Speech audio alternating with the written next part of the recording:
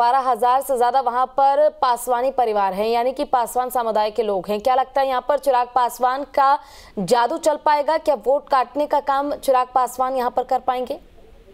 जी देखिए, निश्चित तौर पर चिराग पासवान की जो रैली हुई थी उसमें लोगों का जनसैलाब मिला था और पासवान ही नहीं कई अन्य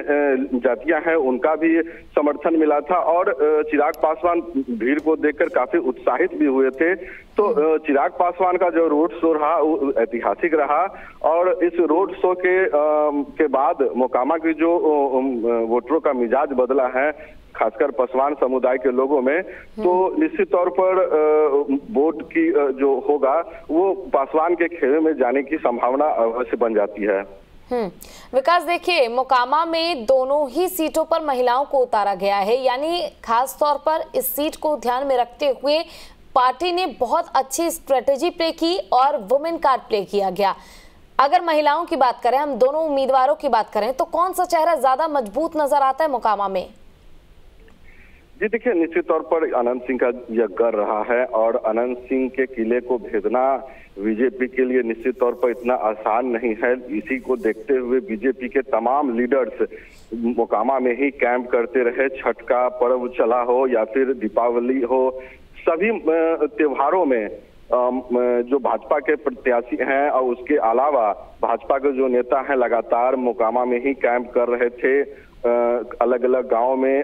जो खासकर मोकामा से जो नेता का विलोम रखता है, जैसे परिवार के लोग हैं या फिर अन्य कोई सदस्य हैं, तो उनके द्वारा लगातार मोकामा में कैंप किया जा रहा था। अपने लोगों को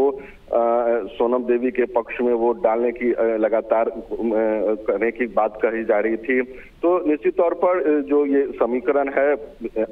जो पहले भाजपा थी, यहाँ कुछ था ही नहीं भाजपा का, लेकिन लगातार भाजपा अपना काम करते रही और निश्चित तौर पर ये काम का नतीजा ही रहा कि आज लोग बीजेपी की बात हो रही है। और खासकर जो मनोज तिवारी का लास्ट चुनाव प्रचार के अंतिम जो रोड शो हुआ उसमें जमकर श्री राम के गाने बजाए गए, लोग नाचते गाते रोड सड़कों पर दिखाई दिए, तो एक माहौल उत्पन्न किया गया और उसी का माहौल का उत्पन्न था कि ये कांटे की टक्कर बीजेपी से लोग अब मानने लगे हैं। बिल्कुल, आपसे विकास ये भी जानना चाहूंगी, देखिए जहां एक तरफ महागठबंधन की मजबूत सीट मोकामा है, वहीं दूसरी तरफ भारतीय जनता पार्टी की मजबूत सीट गोपालगंज है, लेकिन दोनों ही सीटों पर ये जो सेमीफाइनल है, ये जो मुकाबला है, ये देखने वाली बात होगी कि आखिर कौन सी पार्टी परचम लहराती, क्योंकि इसी को एक तौर पर आधार माना जा रहा है महागठबंधन का। जो एक गठजोड़ हुआ और एनडीए में जो टूट हुई, उसके बाद कहा जा रहा है कि ये एक सेमीफाइनल है। फिलहाल क्या वहां पर कोई बड़ा चेहरा अब तक वोट करने के लिए आया विकास? देखिए, महागठबंधन की तरफ से जो नेता थे लगातार वो पहुंच ही रहे थे, जैसे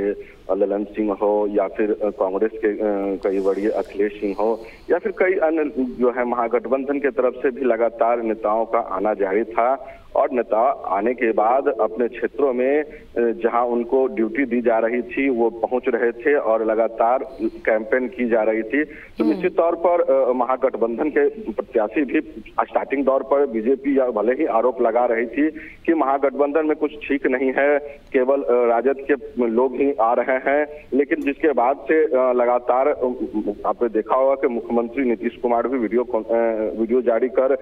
लोगों से यह संदेश दिया मतदान को लेकर। तो एक तरफ से लगातार यह प्रयास महागठबंधन की तरफ से भी की जा रही थी कि जो भी है महागठबंधन में वो सब चीज ठीक ठाक है और निश्चित तौर पर ये जो चुनाव हो रहा है, इस चुनाव में दोनों पार्टियों की कहे तो पूरी मजबूती के साथ यहाँ चुनाव प्रचार करी है और जिसका परिणाम 6 तारीख को नजर आएगा।